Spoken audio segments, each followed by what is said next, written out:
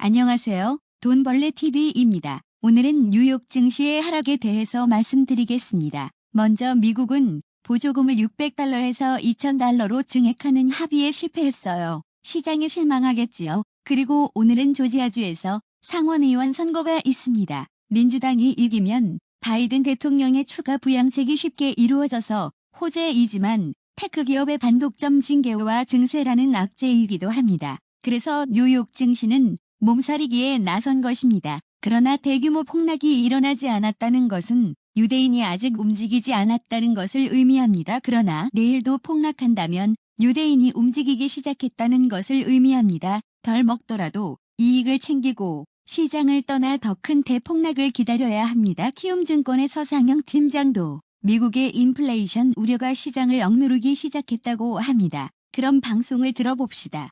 화요일 도움 말씀 위해서 키움증권의 서상영 투자전략팀장 전화 연결되어 있습니다. 안녕하십니까? 안녕하십니까? 네, 오늘 뉴욕 증시 출발은 상승세를 보였었는데 이내 모두 하락으로 방향을 틀면서 3대 지수 일제히 급락했습니다. 오늘 뉴욕 증시 상황 어떻게 보셨습니까? 일단 미국 증시는 장 초반 추가 부양책 합의 이후 유동성 공급에 따른 매수가 유입되면서 상승 출발을 했었습니다. 그렇지만 거침없는 랠리를 이어가던 일부 종목들에 대한 차익 실현 욕구가 높아지면서 낙폭을 확대하자 지수 전반에 매물이 줄이되면서 하락을 했고요. 더불어서 일부 종목은 상승에 대한 합당한 이유를 약화시키는 실적 부진 가능성이 제기된 점도 영향을 줬습니다. 여기에 인플레이션 우려가 부각된 점도 영향을 주면서 다우지수가 1.25%, S&P 500이 1.48%, 나스닥이 1.47% 하락으로 마감을 했습니다. 네, 아직 정확한 수치가 집계가 되지는 않았지만 화면 통해서 살펴보면 오늘 3대 지수가 모두 급락을 했고 새해 첫 거래일을 약세로 출발했다는 점 확인해 볼 수가 있었습니다. 개별 종목들도 체크해 볼 텐데 오늘 다우 30개 종목 가운데 보잉이 특히나 가장 큰 폭의 낙폭을 기록했습니다. 어떤 종목들 주목해 보면 좋겠습니까?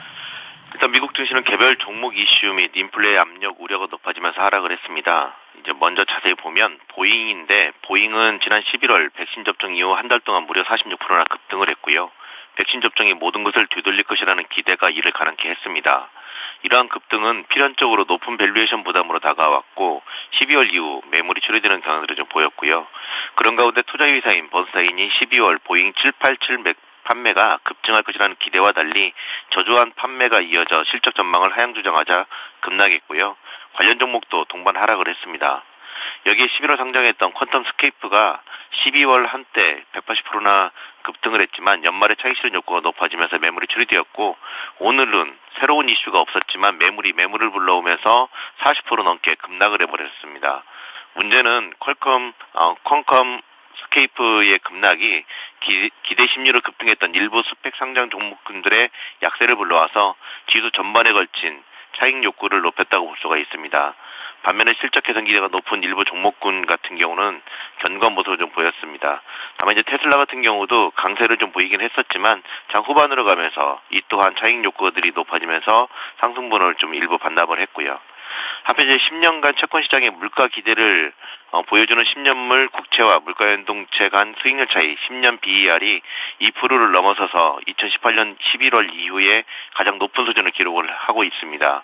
이는 백신 접종으로 인해서 인플레이션율이 급격하게 상승할 수 있음을 보였다는 점에서 주식시장에 대한 차익 욕구를 높였다고 볼 수가 있고요.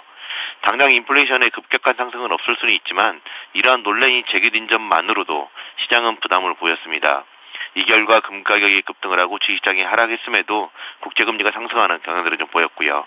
결국 미 증시는 인플레 압력 우려 및 실적에 초점을 맞춰서 차익 실현 욕구가 높아진 장세로의 전환이 이어지고 있다고 볼 수가 있습니다.